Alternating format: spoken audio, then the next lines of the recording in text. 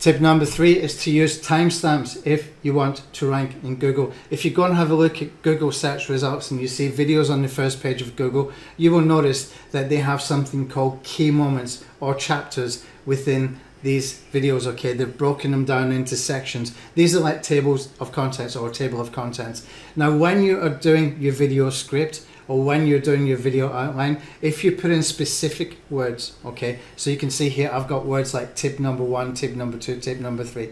It's very easy then to go and find those particular phrases that you have spoken so that you can get the exact minute and second that you started with, okay, for that particular section of your video. Okay, so you want to make sure if you're using chapters or timestamps or table of contents as they call them, you want to make sure that you're speaking them so they're easy to find.